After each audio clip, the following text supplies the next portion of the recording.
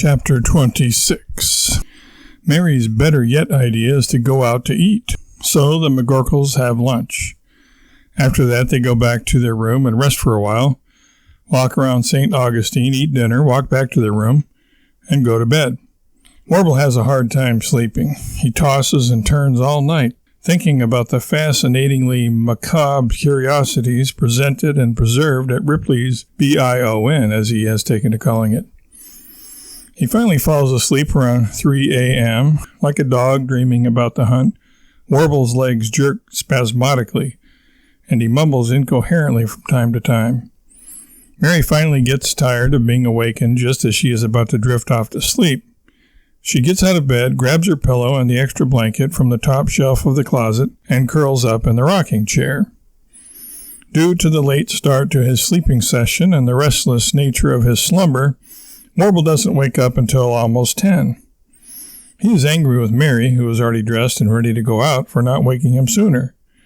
"Mary, we are in the land of Hemingway. He lived in Key West, in this very state of Florida, you know, and he never missed a sunrise." "Probably because he was a drunk," Mary says, in an unexpectedly harsh and bitter tone. "A drunk? A drunkard?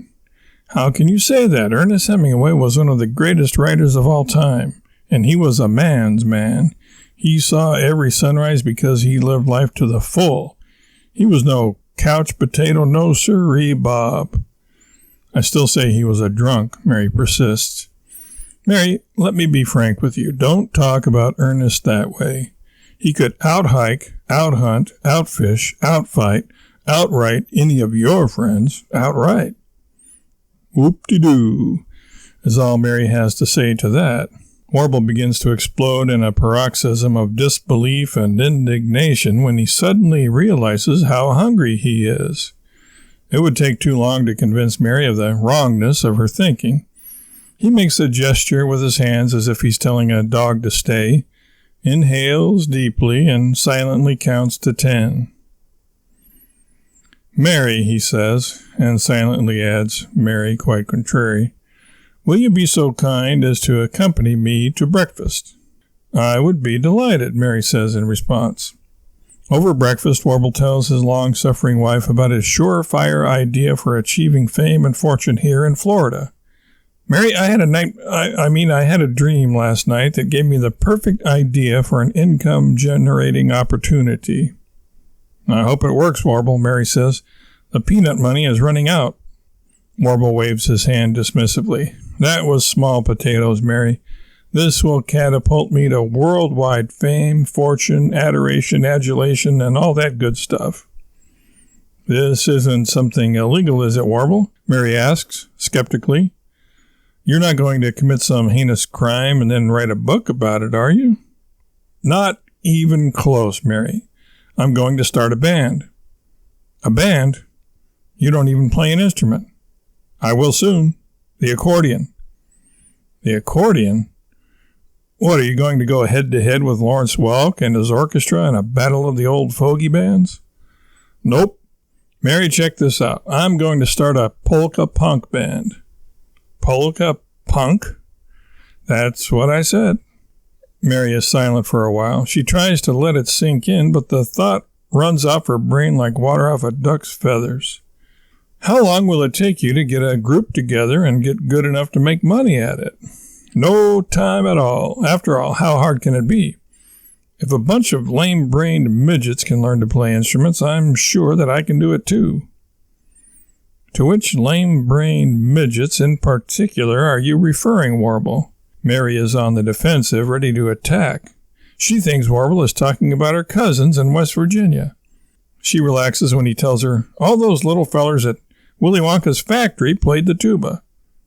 "Oh, they did?" "Sure, don't you remember what they were called? Collectively, I mean?" Mary racks her brain. After a few seconds, she's about to retort, "How am I supposed to remember things like that? I've got more important things to think about," when she, to her own surprise, does remember what they were called. "As a matter of fact, I do. Oompa Loompas." "Right. And Oompa Loompa is another name for a tuba player." "It is?" You don't know anything about jazz slang, do you, Mary? Just as a clarinet is called a licorice stick, a tuba player is called an oompa loompa, because that's the sound they make with their tubas. Oompa on the front beats, loompa on the back beats. Remember that song they used to serenade each other with? It went, Oompa loompa, oompity-doo, I play the tuba and you do too. Mary ignores the question, but has one of her own. So let me get this straight, Warble. Because the Oompa Loompas all played tuba, and for all you know, they started tuba lessons very early in life and practiced for hours each day, you think that you can just pick up an accordion, round up a few guys, and voila, you're an overnight sensation? That's logical, isn't it? Warble asks. After all, would McGuinn and McGuire, not to mention Hillman et al., lie to everyone? McCarthy and the Hilltoppers and who all? Mary asked, shaking her head. The birds. Mary, don't tell me. Oh, never mind. Look, don't you remember what they said? All you need is tight britches and to take some time and learn how to play, and you can be a rock and roll star, which, when extrapolated, should work equally well with polka punk, right? Right. And how about Bachman-Turner Overdrive? Easy as fishing, you can be a musician if you can make sounds loud or mellow. And we will only make half of those kinds of sounds. And then there's Dire Straits, money for nothing and chicks for free. Chicks? Mary challenges, her hackles raised. Warble gulps. He looks around the room, then up at the ceiling and finally says, you know, chicks, baby chickens. You can make enough money making music that you won't eat just ordinary food like full-grown fish, cattle, and chickens.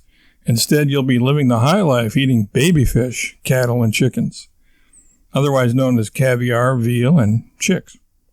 Uh-huh, Mary retorts skeptically. She begins to continue her objections against her husband's latest brainstorm, but catches herself as she realizes it would just be a waste of her breath and time. She's been down that road before. So many times, in fact, that she's got every dip and twist memorized. You can't stop the inevitable, and Warble is bound, come Dallas or high water, to embark on his musical venture.